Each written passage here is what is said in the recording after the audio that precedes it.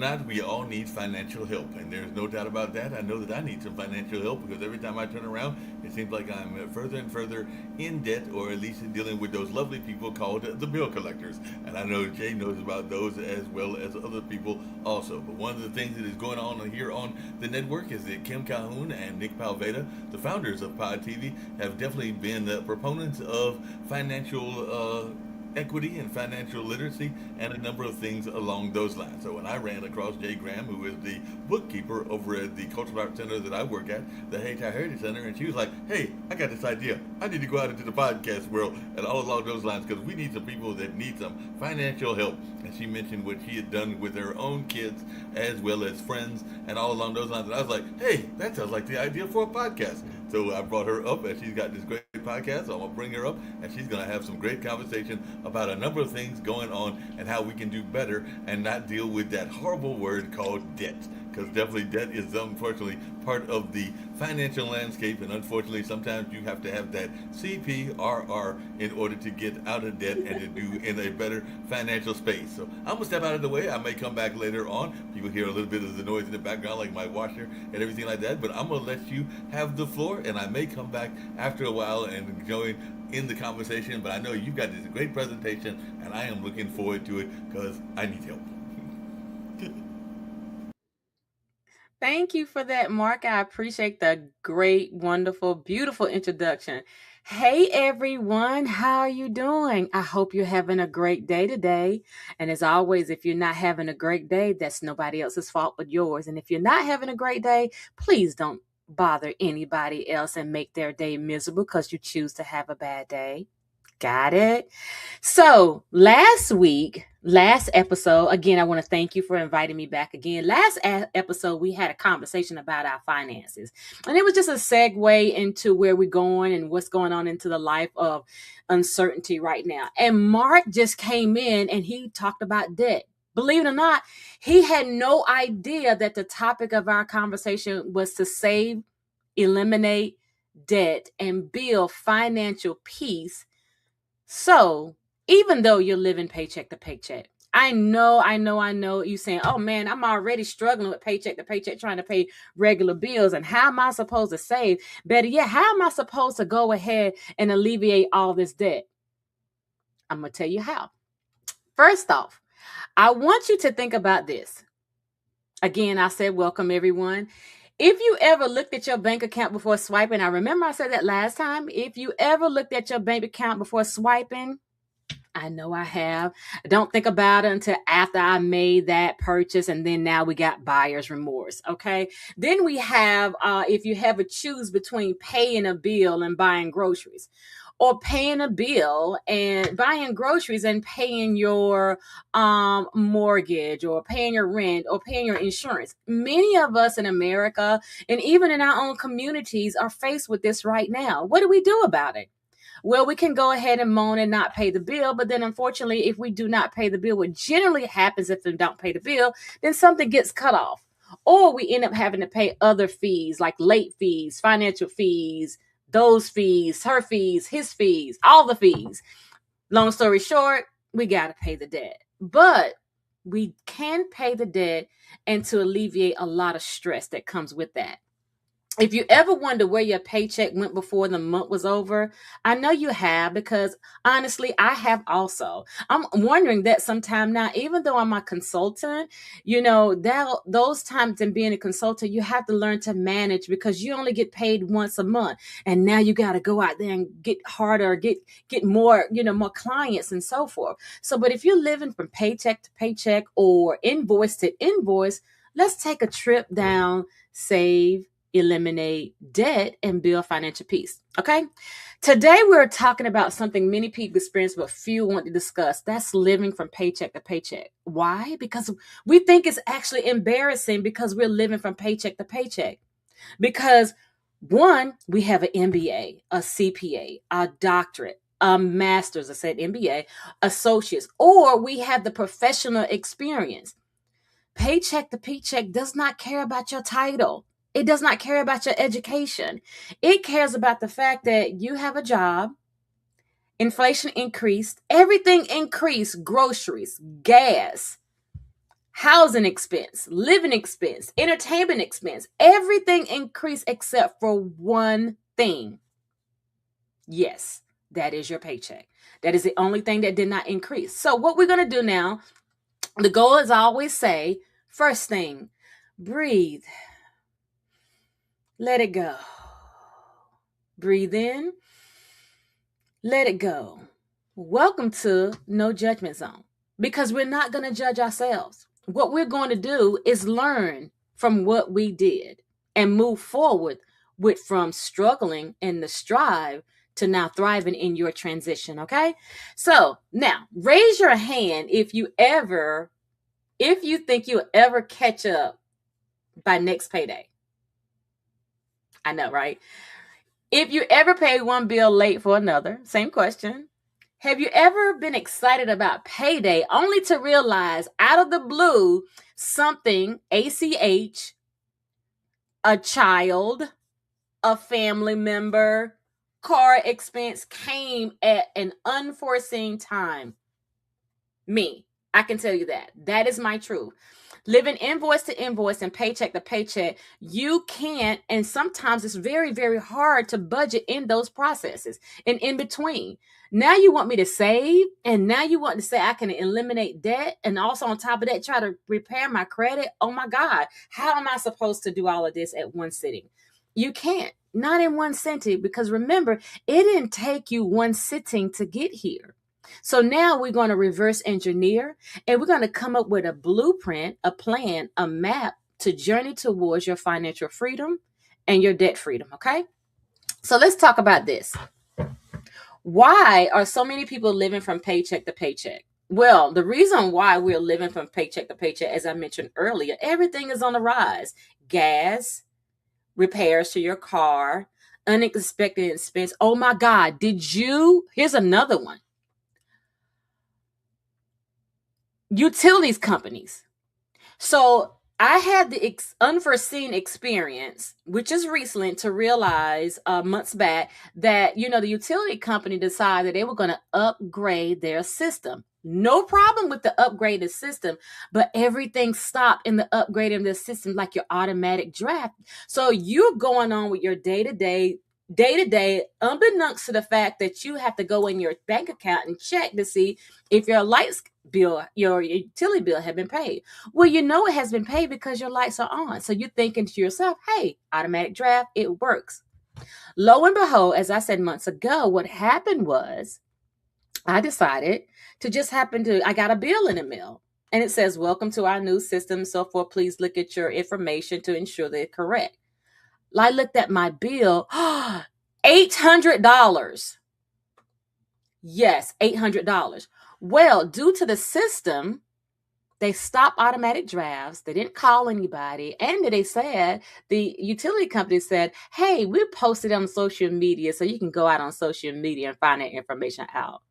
That didn't stop the fact that I had an $800 bill that needed to be paid. Now, that is what I told you, that it was an unforeseen thing that happened. So what do? You're not prepared for that. So you have to get prepared for that. Another thing is rising costs. Food costs is going up. The food doesn't even last long like it's supposed to, but that's going up.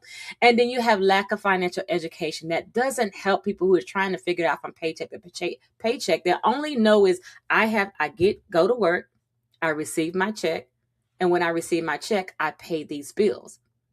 Everything is going up. Now we have unexpected emergencies. Now we have habits that we need to unlearn that we had before. Now we just have a lot of things going on, which actually triggers your trauma and emotional spending, because now you're trying to get a way to be able to control the environment that is actually not your fault. Okay. Now, again, that is why I launched Financial CPRR, to help those. I can't say help. I don't like to say that word, help. To journey with those, partner with you to get you out of this financial trauma and deliver you from the financial stress so that you begin to see your way clear on the financial journey. Okay, great. Let's take it. So now we understand what our financial CPRR means. We have the 4 phases, which is commitment, prioritize, reconcile and rebuild. We know commitment is, I'm commit to my future plan on what I want. I'm going to prioritize the things, my wants before my needs. I'm also going to reconcile and forgive myself for my spending habits because I didn't know. And now I'm going to rebuild my financial future. Okay. So let's hop on in. Needs versus wants. We already know this. This is going back to the basics. We have our needs, which is the living expenses, our day to day, which is our mortgage, our rent, car payment, car insurance, all of those great things that we have. Okay. And then we have our wants. I want to go out to eat. I want to go thrifting. I want to go to the movies. I want to go on a cruise. I want to go out of the country. We have those wants, but we don't want to have those exciting, pleasurable, meaningful wants that we so well deserve and come back and still have to deal with the needs because the needs outweigh the wants. Okay. So now we're going to talk about what it means to have the financial peace. Okay. The financial peace rule that we have is we want to be able to have a certain amount of money to where we give. We want to be able to give to our wants. Our wants is when you look at your bill, as I gave the calculation last week, you get the total, not the percentage, not only what you want, not what you think you're going to get, but the total amount of your spending. Divide that times 0.5, which is half, 0.5, and then you multiply it by how long? 12 months, because you have to pay these bills 12 months. So when you multiply those by 12 months, then you come up with the exact amount of money that you need to have for your salary. Yes. And I gave the example, 3,000 divided by 0.5, which gives you 6,000 times 12 is 72,000. So that is how much you need to make for your salary to be able to have the proper living expense so that you will not be at least living from paycheck to paycheck. As I previously mentioned last week, most of us look at the dollar. 120,000, 150,000, 85,000, or better yet, I just settle for 60,000. But then you do not take into consideration of your wants, the expenses in your household. That includes your wants, your needs, your savings, your debt, tuition, college tuition for you, your children, things that you have, credit card payments. All of those are part of that package plan that we don't think about when we're negotiating our salary. So sometimes we can't afford to not take the bare minimum or take less because we're going to end up struggling again. And next thing you know, we're going to dig ourselves in a deeper hole. Okay. So let's focus on that. Another thing we want to think about in going forth with our challenge or financial, what's going on with the uncertainty, we want to be able to understand, like I said, focusing on the leaks. I remember we spoke about leaks last week. The leaks is those things that you have that you can really truly do without. I know one of mine is I have someone to cut my grass, but in me cutting my grass or having them cut my grass, I can cut my own grass and save amount of money that I can. The only reason why I haven't been able to cut my grass now is, for one, not the fact that it's hot, but my lawnmower broke down and I need a carburetor. And again, I live from invoice to invoice. So I am learning and teaching myself as I'm teaching others about invoice to invoice, meaning for you if you're self-employed, or paycheck to paycheck if you're employed. So those things I learned to, like, I can work on cutting. So what I do in the meantime, I cut my thrifting. I cut the leaks of spending going out to eat. I cut, not saying all of my social entertainment, but just some of those social entertainments. Or better yet, when I leave the home, I give myself a budget. Yes. Budget does not mean I cannot have fun. It means I have fun at a limit, right? At a limit. Like when I leave the house now, I make sure that I grab my little pad here, right here. I keep this with you. Keep this with me. You should keep one. When I leave the house, I write the things down that I have to get, so that when I'm out, I don't overspend, because if you take notice, when you go to the store, when you go out run an errand, you get frustrated with the traffic, you get frustrated with people, and you say, I'm just going to pop in this store. I know I don't need anything. Well, if you don't need anything, why are we popping in the store? Good question. Good question, Jay. Good question. So when you don't need anything and you pop in the store, temptation lives in the store. You will see something because you're not looking, but what you'll do is find what you're not looking for. So now, where you were supposed to have spent your groceries and so forth on your pad that you put down, now you end up jumping into Ross, a thrift store, TJ Maxx, Hobby Lobby, and now just looking around, and where you would have called yourself to pay only $50, now $150, because you saw something, you saw a dress that you really had to have. You love the color and you love the style and you love the fit, knowing that its color and style and fit is similar to what you have in your closet already. So those are the things that we have to learn to pull back on until we can get straight in our financial situation. Another thing that I want you to focus on is, when is the last time you ran your credit report? Was that a cricket? Was that a cricket? Did you hear the cricket? I heard the cricket. When is the last time that you ran your credit report? When is the last time you looked at your credit report to see what needs to be paid off, what's going to fall off, or what is affecting your score so much to where you went from 620 to 510? Those things hurt you in the interim, because the reason why they hurt is because when you go out to go get credit cards, or you decided you want a new home, or you want to go get an apartment, downsize, or you want a new car, that APR, which is called your annual percentage rate, is really driven by, one, your payment history. Is driven by also the fact that there are things that are sitting on your credit report that have not been dealt with. So every year, once a year, it's free. Free. FREE. How much does it cost? It costs 0.00.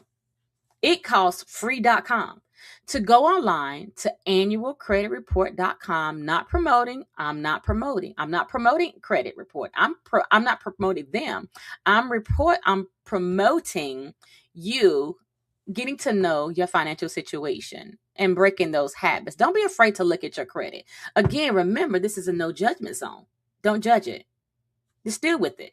It's not going to go away. It's not going to drop off. You will find out you are more powerful than you think in handling everything you have to handle. So when you pull your credit report, you look at your credit report and you find out all the things that need to be taken care of. And then what you do, this is my go-to as a finance person. My go-to is think about the elephant in the room. The elephant is a huge thing. Tackle the small thing first. Tackle what you can handle first. My mother always taught me, hey, if you can't do one thing, call, make arrangement. Tell them, I can only pay blah, blah, blah. What would you do to take care of this credit situation? What can you do to write it off? Well, you negotiate yours. But also remember, before you negotiate what you have, far as who has it, make sure you read the fine print to say if that person or that company or that organization can have your credit report, your credit information, to where you are paying them. Always look at the fine print, because if you're not paying them and you're paying someone else, they're acting as a third party. But make sure you read the fine print in your contract to say, hey, if they're a third party, or they can hire a third party on their behalf to collect the money, okay, then just look at it. Read fine print. Don't be fooled. Just read the fine print. All right. Let's look into how you can also get to your financial peace. When you receive income, you can give. There's a rule to that. It's like the 40, 30, 20, but it ends up being 100%. Okay. But mine is different. Mine is 40% on my wants, my needs. My needs is my home. The things are inside. The 30% is on my wants.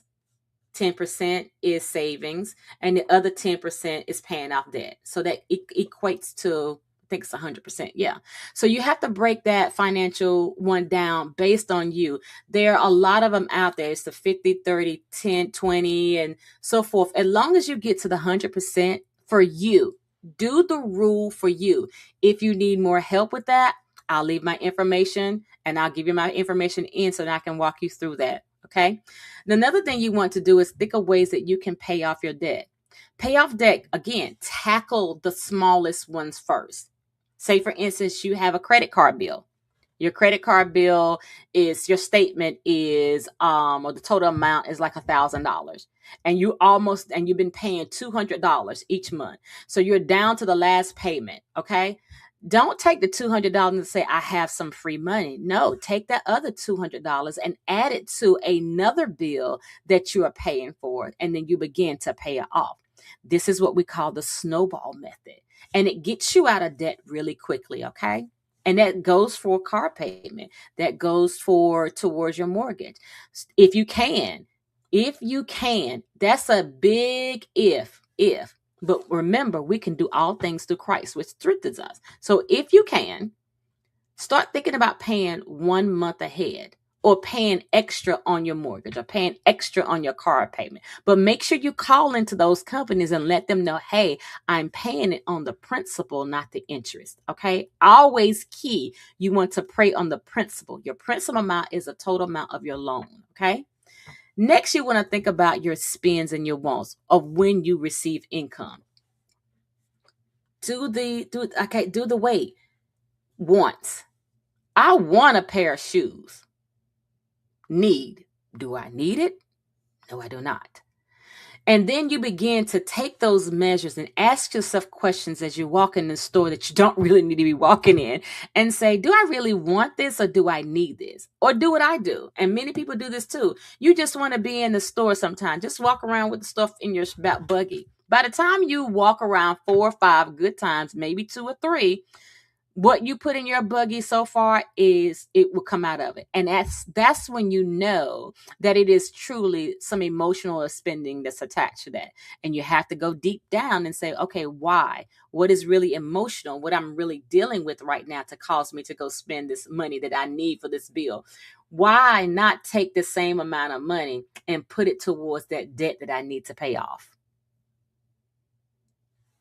We're on a road to being $10,000, saving $10,000 in a year. That's the road that you need to think about. That's the road that you need to be on. Other roads don't really matter. Be on that road to be, you have $10,000 a year. How do you do that? You start putting away $27 every day. Again, same thing I said, $27. And if you can't do it every day, put it every week. It equates to $189. And if you can't do every week, then you can say, okay, I'm going to do it for a month. That equates to $183, $133. How do you do that? Well, Jay, I'm already living paycheck to paycheck. I'm already doing this. I'm already, okay, I get that. I know. Trust me, I know. Living paycheck to paycheck, but you go out to eat maybe 2 to 3 times a day. That's $27. You don't have to eat every day. Out. You do have to eat, just not out. So it's those things that we have to begin to start sacrificing, how we move forward to our $10,000 a year savings. And that's how you start to eliminate debt. And I have some traction on how we actually can start and begin to eliminate the debt. I know it's hard. It is. Trust me. It is hard. And you're living debt to paycheck, invoice to invoice, and you're maxing out your credit cards. I know. Been there, done that. As a matter of fact, let me see if I got a t-shirt that I can give, because I got one on that one. But our goal is to be financially set and ready for anything that comes up, to where, say for instance, you want to change from being a remote person to being in the brick and mortar, and it's an opportunity available for you. Do you have the money in the event? No. I remember it was an opportunity available for me to go into, because I said I wanted to go into the office and work. I want to have my own building to where I'm not remote and I don't have to travel far. And it was a sure price. Like, it was only $120 a week. Do you know I didn't have that? Years ago, I didn't have it. I was like, oh my God, I remember that so clearly. I don't have $120. I remember having a conversation with someone too, and they told me there was an opportunity available for them to do a big thing in their business. And they didn't have the money, they didn't have the investment, they didn't have the resources. So now what they're doing is making themselves available and ready for any event and any resources that come about that they can go ahead and jump on that opportunity of a lifetime. Doors open, windows open. We just got to be ready when the opportunities come for us to jump right in. Okay, got it? I hope this information is helping you, because it's helping me giving it to you, because it makes me go back to the basics of understanding, reading my agreements. Everything we do with people, we have an agreement with them.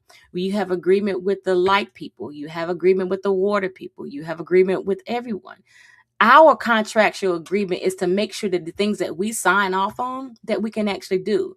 And I know at one time we should be able to do that. And I know things change, but now we got to make adjustments. Okay.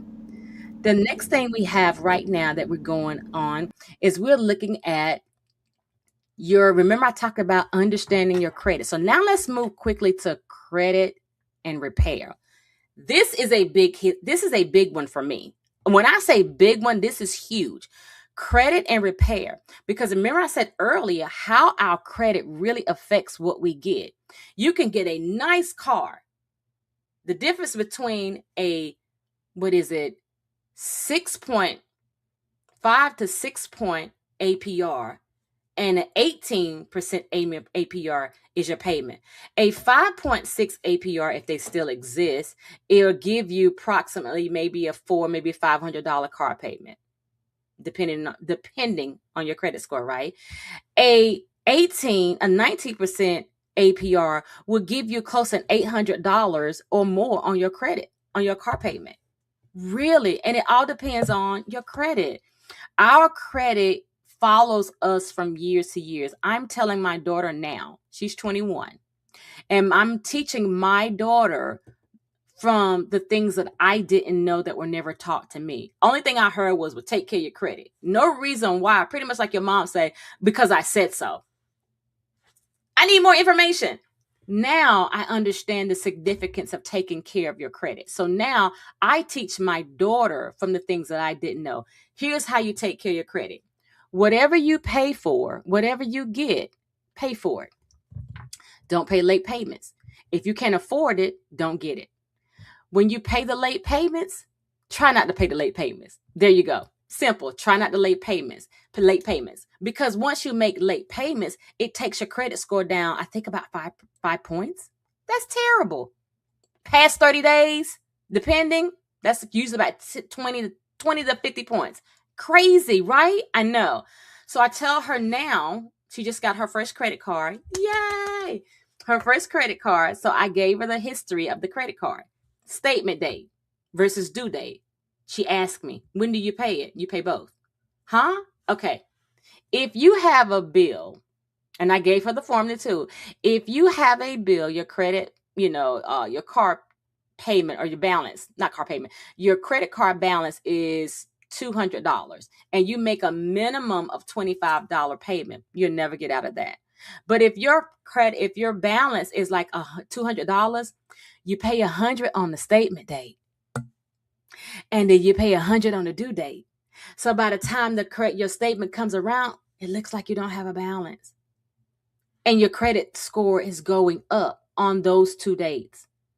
And if you can, try not to pay the minimum. Minimum, you're only paying interest. You have to pay a little bit more and pay the principal of that, okay? The best thing I would tell an individual who gets that credit card is to, whatever you pay for, keep the payments low so you can afford it, and also keep your usage rate down. People tell you, hey, do 35%. No, keep that usage rate down to between 25%. Because if 25%, as long as it stays under that balance, 25% under that balance, your credit score gonna look good, okay? Another thing about your credit score, your credit card, one thing I would tell you about the credit card is when you get the credit card, make sure you check the APR. Make sure you check your charges. Make sure you check how long. I have a debt plan on that too that breaks it down how long the minimum, the APR, and the total will take you to pay off. I mean, it's really, really that serious when it comes to the credit card, okay? Because it affects your credit. It affects it really bad. So you will want to make sure you get those due date together. The best practice, what I'll tell, is pay your balance before the statement date. That's the best, I would tell you. Whatever your balance is, pay it before the statement date. Pay it on the statement date. If you can pay it before it, that's great. If you can pay it on it, that's even better, but pay it. 5 credit repair habits. I know I'm going fast because I just want to have time for questions. 5 credit repair habits I have for everyone. And this is really great. Pay every bill on time. Time. Generally, what I do with people is I give them, if I'm doing business or personal finance coaching, I would say, okay, when are your bills due? They would tell me. I said, okay, you have half of a month. You have the first and the 15th. You have the first, and then you have the 15th, 16th. First through the 15th, put them in a category. 16th to the 31st, you have another category. Let me tell you, here's a quick funny one. You have 3 weeks from the time you pay your bills from the first, and 2 weeks from the last portion of it to get money again to be able to pay the second round. Okay? Always remember that. So for the first bills, by the time you get your money for the first, if you have to break it down into sections, you can, right? Like if you get paid on the first of the week, then make sure whatever you left from the previous month, you have enough to cover those expenses for the first part of the week from your mortgage, your rent, car payment, insurance, those essentials, waters, lights, so forth. Okay. Now, I said earlier, keep your utilization low on your credit cards. I know we're using our credit cards a lot because we are living in uncertain times. But if it's to the point to where you may need to go out and get a part-time side gig, side hustle, hey, this is a good time to focus on that talent that God gave you and say, okay, you know what? I've been holding back on marketing. I've been holding back on promoting this. I've been holding back on writing that devotional, that book. I've been holding back on starting my business. Maybe this is the best time to go ahead and start it. Now you got residual income, sources of income coming in. If you got a property, then now you have not property tax. Now you have passive income, but we can talk about that in another time if you invite me back again. Let's talk about review the credit reports. As I mentioned earlier, review your credit reports. Your credit reports it's a following of the history of what you have done. And some things may be bad. Okay, we all have bad things in our credit report. We have things that we've done and we're not happy with. But what we can say now, we can be in a place to we can actually start fixing those things. And we can have a process on how to fix those things. And if you're interested in knowing that process, let me know. Drop a comment, send an email, and I'll share that with you with the next episode if you invite me back again. I hope you will. The 4th thing, avoid AVOID opening too many new accounts. No matter what Credit Karma, Credit Wise, no matter what they say, hey, open this account to help your credit. Yeah, it will help it. But if you don't pay it on time and you don't have the residual to pay that, it's not going to help. It's only going to do more damage and it's going to frustrate you more. Now you brought another layer of financial trauma. Now you got another level of emotional stress. Now you got another level of emotional spending habits. Oh, now we just all over the place. Okay. So don't open up credit cards and new accounts right now until you can get a handle on what you have. That way to save you less stress, less time, less energy, and you start working on the credit score increasing. I want you to start working on that. Again, go pull your credit report. Go do one thing. Start removing all of those old names, old addresses. That helps too. Old names, old addresses, old phone numbers, old employees, all of that grand stuff. If you're looking on your credit report and there are items that have been paid, that are charged off, that are still lingering out there, go ahead and get those removed. They got letters out there to get those removed. Okay. Take care of that. It's gonna boost you up. Okay. Now, most importantly, Rome wasn't built in a day. Your credit didn't get bad in a month. It happened over time. Be patient with yourself. Take time to clear it up. Every time, get about maybe 10, 30 minutes during the course of your day. Focus on one thing. Look up and see how you can repair. Hey, Chat GPT, it seems to be the AI tool of figuring things out. Ask Chat GPT, what is the best strategy for me to boost my credit score from a 530 to 750 or a 620 or whatever? Do that, okay? Be consistent. Don't do too many fixes at a time. Get a time span. Okay. Because once you do too many at a time, it looks like it doesn't look good when you start reporting those disputes. I forgot the word they use, but it doesn't look that good. Get a habit, get a journal.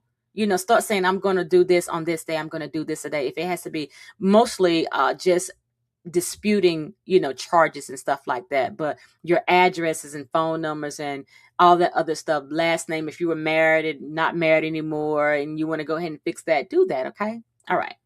Small improvements every month create a lasting financial effect. Okay. Every month, small ones. That means don't try to tackle the elephant at one time with your debt.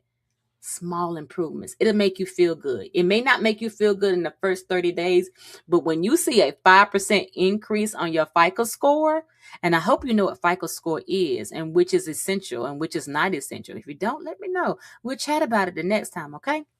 Credit repair mindset. We're almost coming to a close. I want you to have a credit repair mindset. The credit repair mindset is simply this.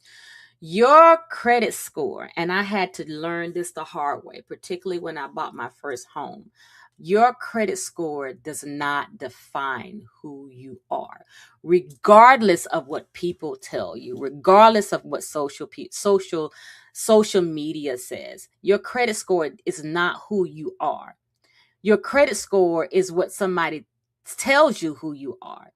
Who you are is an individual who didn't know how to manage money, who didn't understand money, and didn't understand the significance and the value that it played over a lifetime. So now you, as the individual, are learning these things. So since you're learning, this is how we learn. This is what we do. Next thing I want you to learn is every on-time payment is one step closer to your financial success. If you've been behind in payments, there are things that you can do. If you have a home and you're behind in your home, we can talk about the hardship on that one. Everything that I'm talking about to you today, and it's being, sometimes it's being very, very transparent because sometimes you don't want to tell your secrets or the things that you go on because you want to give the facade of everything is okay. I gave that up a long time ago because those secrets in the facade, I'm trying to make people believe I'm okay when I'm really not, didn't help me. They didn't help me when I was out there trying to get the mail at the mailbox and it was a bill. They weren't there to, help me pay my bills. And I don't see them emailing me and calling and say, hey, Jay, what's your cash app on? I'm going to give you some. No, I didn't see that. So regardless of what you go through, okay, just don't even worry about it. We are rebuilding. We are rebuilding to your financial success, okay? In closing, we learn paycheck to paycheck what we need to do, minimizing the things that we spend and how we spend, fixing the leaks, getting credit, reports, ding, ding, ding, credit reports, www, freeannualcreditport.com. I think that's what it's called. Go get your report. Go get your report. Don't be scared to look at it. Okay? Save it. Start disputing. Then we learn small habits, create a change. The first small habits you can do is, break down in your spending.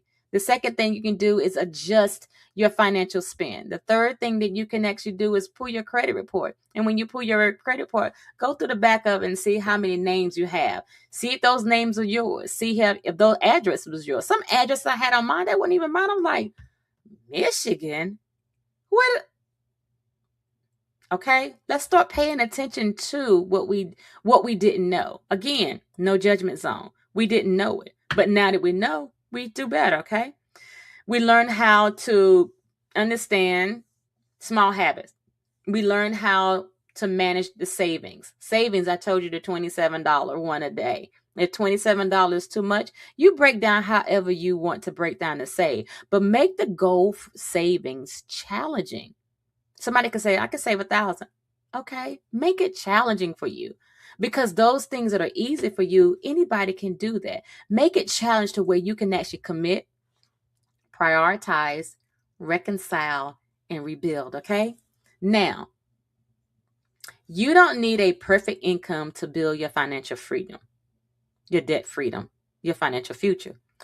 You need a plan. One check, one budget, one decision, one habit. That's how we begin our financial journey. Okay? My closing affirmation for you is I want you to repeat this every day, all day, no matter what you go through in life. The closing affirmation for you right now would be this: I forgive myself for what I did not know.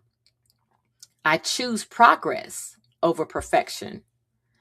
I will give my money a purpose. Every dollar has a job, regardless. Put the dollar to the job of the needs first before you put the dollar to the wants. Every dollar has a job.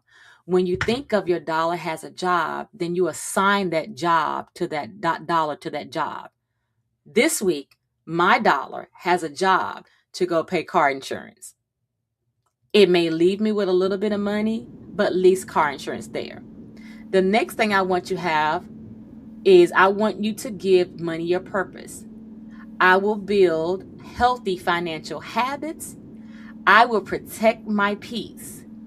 I will rebuild my financial future. This is when your financial CPRR starts. I'm glad. If there are any questions, if there are any comments, I'm hopeful that you guys will bring me back next week so we can talk about some more things. If you got some things that you want to talk to me about, let me know. Let me Yeah, we'll know. definitely bring you back. There were definitely, like I said, the founders are big on fiscal and financial responsibility and all along those lines. But there is a part of what you're talking about that really gets on my nerve and everything like that. And I'd love to hear your thoughts about this because there is something that we are all guilty of. I know I'm guilty of it. I know other people are guilty of it as well. And it comes back to that notion of credit, which you were talking about, and all along those lines. And sometimes we have a habit of living beyond our means and all along those lines. And the banks sometimes will let you go into debt because they love to give those little fees and everything like that. And then you turn around and you'll be like, wait a minute, how come I'm in the negative and all in that space? Because they will slap you with an additional fee to go with the fact that you have overdrawn your account and everything like that. So I know that that is a trick that banks use to stay afloat and everything like that, but it's not all that cool. But I do know the banks have been doing this for decades, and there are some banks that are worse than others and everything like that because some of those charges can be very astronomical and all along. Astronomical. Yes, they can be. I know, right?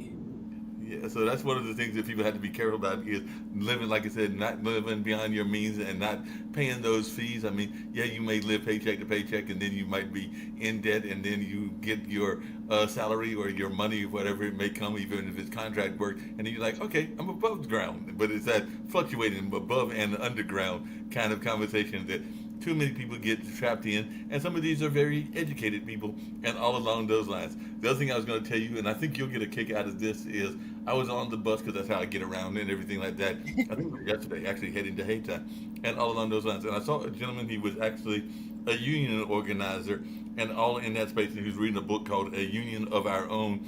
But he worked at one of our burger establishments because there's food trucks all over. And you're talking about side hustles. There are food trucks all over the triangle in places like Angier, Clayton, Raleigh, Durham. There are hundreds, maybe thousands of food trucks. Seems like every time you turn around, somebody else is It's the getting food truck. a food truck Exactly. and everything like that. But one of the things that he was telling me is that in the early days of the food truck craze here in North Carolina, and particularly in Durham, there were two primary food trucks. One of them was Only Burger. The other one was Pie Pusher, which is a pizza food truck. Both of them have their own mortar stores, like brick and mortar stores. But the gentleman was actually telling me that the gentleman that started one of these early food trucks, so we're talking 20, 25 years ago and everything like that, maybe even longer. he still has that same food truck. So because he was joking, he was like, he needs to get a new food truck, but he doesn't want to get a new food truck because the food truck is still working. It's still working, even though it's probably been on the road and has all kinds of mileage. And he probably does need a new one, and maybe eventually he will invest in a new food truck. But I know Yes. that this co-worker of his was joking, going like, "Hey, wait a minute, he should be investing in a kind of what you were talking about, brick and mortar, and wanting a brick and mortar in Hmm. either getting a brick and mortar or getting a better food truck." But hey, if he's comfortable with the food truck and the food truck is still working and it's still going after 20, 25 years, I say Yeah. more power to him and everything Yes. like that. But I just thought that was funny, the notion that this gentleman was still apparently driving that original food truck. Like I said, like I said, there's thousands of those food trucks now, and he was one of the original two. Because when I think of food trucks here in Durham, those were the first two that I heard about. There might have been others, but those are the first two Right. that I heard about and everything like that. And that helps, that really helps in looking at it, the things that we really want. Like, do we really need the things that getting new things all the time? Is it really necessary? Like getting new phones, is that really necessary? Is the phone really that bad? My phone experience this time was my phone literally, and when I say crashed out, it crashed out. I couldn't even see the screen anymore. And I'm still trying to use it. And my doors and the series, the generation was like, I think it was like an 8, and it was just like 2 years ago that I finally let my phone go, and I'm still like, no, I mean, what can I do? So we got to really pay attention to our wants, our needs at versus our wants, because we really got to be mindful of that, because some things that we really need or we really have, that money could go towards actually fixing your credit, because it really helps, particularly when your APR is so high. I have seen 18 APR, 24 per APR, and it doesn't help when you buy a card this way, because now the value you upside down in your car when you go get another car, because now your car is not worth what you've actually paid for it. So that means if you bought a car for $16,000 and you got a 24.99 APR, by the time you finish paying for your car, you would have paid at least $40,000, if not more, for your car. So now when you go get your car, you're upside down because you pay too much for it. Yeah. God forbid if you get into an accident, you lose your car. Most people don't even know about when you have the car to get the gap insurance. But we're looking at the life of the car and the luxury of the car and the beauty of the car. And we're not looking at the things to be able to keep the car, such as the gap insurance in the event that something happened. Because when that happened, I had a car accident back in September 30th, 2022 or 2023, and I total lost my car. But if I did not have the gap insurance, and my car was literally like only 2 years old, if that, if I didn't have the gap insurance on my car, I would have been, it would have been, when I go get another car, I would have been upside down based on, me not knowing or me not understanding the way money, current APR, credit, all of that flows. Even though we get into life situations to where we can't really help what happens to us, we're paying late fees, we're paying, or we're missing payments. We can't help that because our financial situation, or we out, or can we help that? Because if we are living paycheck to paycheck, then why are we going on so many vacations? Because we need to feel good for the moment. But then for the moment, then you're circling back to where you were before. We can change how we do our vacations. Not saying, hey, you don't need a vacation. Everybody needs a vacation. But we have to really be mindful of not just living for the day, but living for our financial success for tomorrow. No, that makes sense. Hey, Jay, just really quickly, along those same lines, how important do you think it is to have, and this may be a future episode and all along those lines, some sort of emergency fund and everything like that? Because we don't know. I know we've got a show here on the network that's about Medicare, but you don't know. I mean, I literally could be heading to Hayti tomorrow and have an accident. Hopefully it won't happen, but you never can tell when you might have a slip and fall and all along those lines. And those are unexpected expenses. So how Correct. important do you think it is to have some sort of emergency fund for whatever those emergencies may be and all along those lines? Because I think sometimes we're not prepared for what Yes. can happen to anybody. So how important do you think it is to have some sort of emergency fund?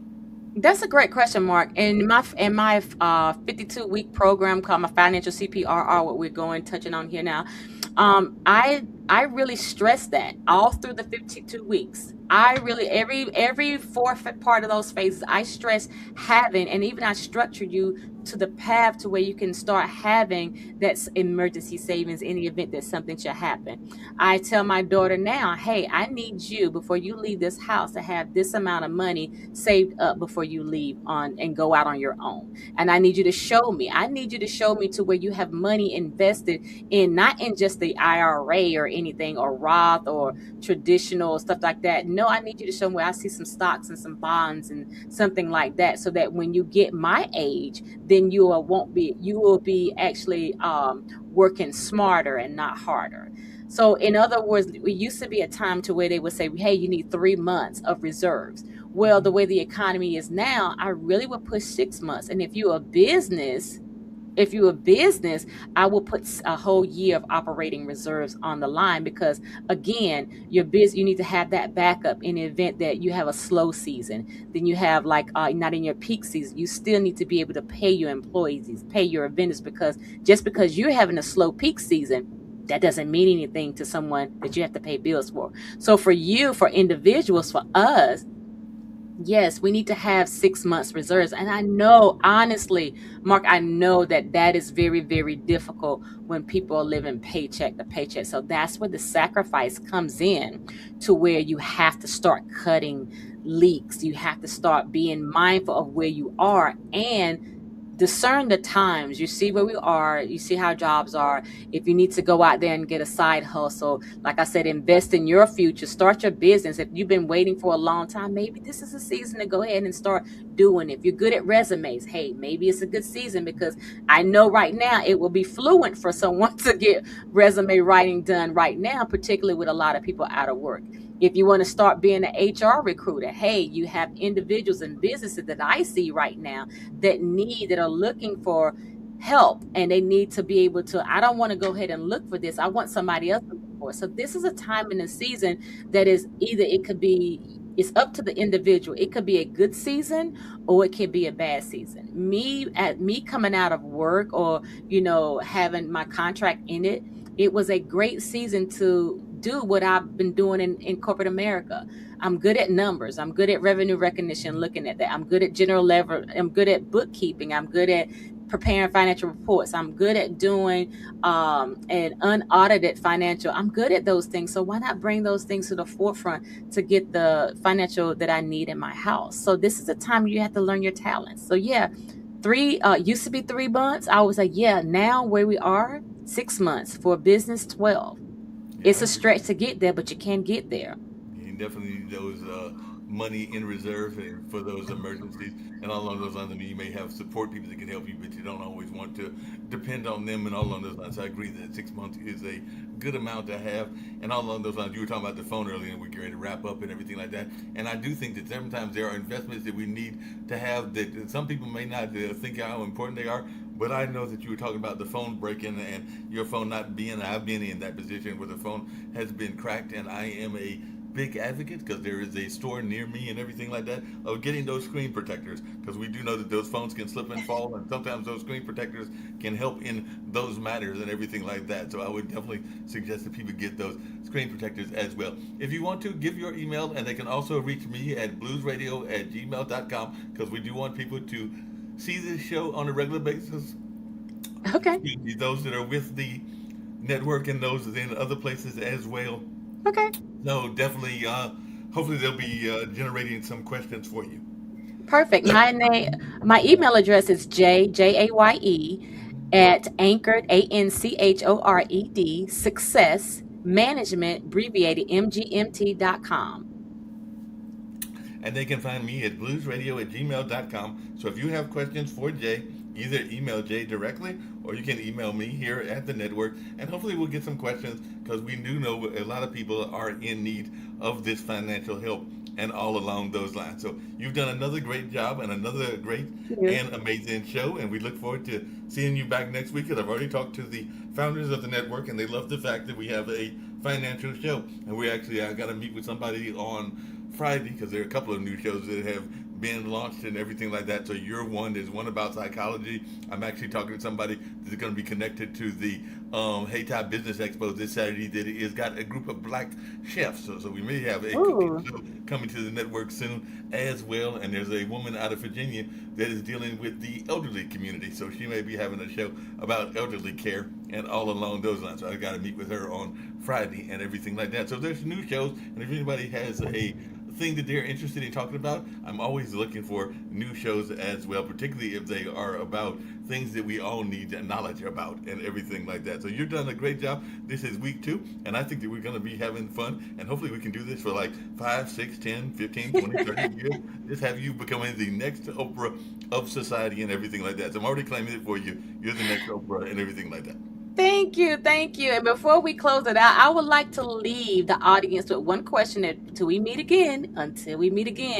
My question would be if you could improve one financial habit this month, what would it be? How would you start? And where would it take you to? Yep, that's a great question and everything like that. I know some people, because we have a cruise show here in the network, love going on cruises. So I'm going to go out with one of these cruises. I know you've been on a couple of cruises. I've only been on one in my life. I actually want to go on more and everything like that, but it is on my bucket list to get on more cruises. So this is from one of our cruise supporters, and there is a cruise show that is usually on Friday afternoons around 3 or 4 o'clock. She actually kind of fluctuates and everything like that. And also Captain Newborn, who is a friend of mine, has written a book. So it's a book about his family's history and its history connected to slavery. And he's the gentleman that I did the road with the Apollo to and everything like that. It actually started in Hayti and then traveled around the state of North Carolina and everything like that, and was around for 10 years. So I'm definitely going to have his book advertisement as well. But Jay, you did another great job, and we look forward to seeing you back here again on the 12th. I will tell you that on the 19th, we'll probably take that week off because that's the day that Ta-Nehisi Coast will be at Hayti. So oh, wow, yes. Will be on deck and everything like that. But we will have a show on the 12th and the 26th, but we'll probably rerun one of these on the 19th because I know I'll be there and you'll probably be there as well and everything like that. So we'll definitely run next week and also the 26th, but not on the 19th. Thank you. Thank you so very much. No problem.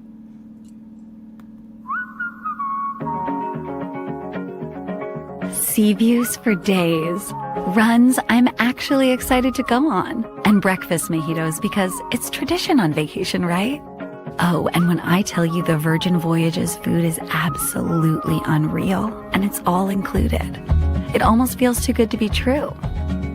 Cheers to that, right? This has been truly amazing, but next time, you really need to be here.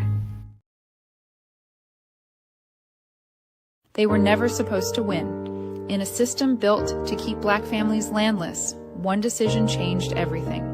Bitter Ground's Inheritance tells the true story of heirs who fought through Jim Crow, courts, challenges, and silence to claim land, wealth, and legacy. Told by descendant Captain Newborn, this is more than a story, it's a rare victory. A must-read that exposes America's hidden past. Get your copy today.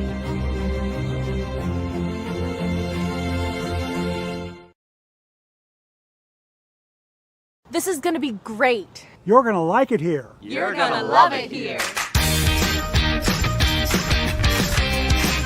You're gonna work hard here. You're gonna meet new people. And learn new things. Great things. And do stuff you never thought you could. Let me lay it all out for you. Auto shop. Solar panels. Computer lab. Biomed lab. Language lab. Dental lab. Phlebotomy. Oh, I hate needles. Financial aid office. Well, that's important. Fire academy. Seriously? Cafe. Bookstore. Welding shop. But that's not the best part. The best part? Amazing teachers. Really opened my eyes. I love getting started with a new group of students. You need something? Just ask. Really supportive staff. This guy's hilarious. Super smart people in my classes. I learn as much from them as they do from me. Boom, it just comes alive right here in the classroom. So many groups to join. Debate club. The final draft. Gamers of Durham, baby. Practical nursing club. Business Leadership Initiative. Phi Beta Lambda. Environmental Science Club. Amigos Unidos. Spectrum. Women's leadership club. Soccer club. كلاب كاجتودنتيغا عالميغا. I found my home here. This was the right choice. for me. We want students to be their best. You're going to push yourself. The people around you. They make you better. I didn't know I could do that. But I did it. To see what they're able to accomplish? Wow. I had no idea what I was going to do. The people here will help you figure it out. It's so welcoming. Open arms. They all said There was just one thing I had to do. Do great things. hacer grandes cosas.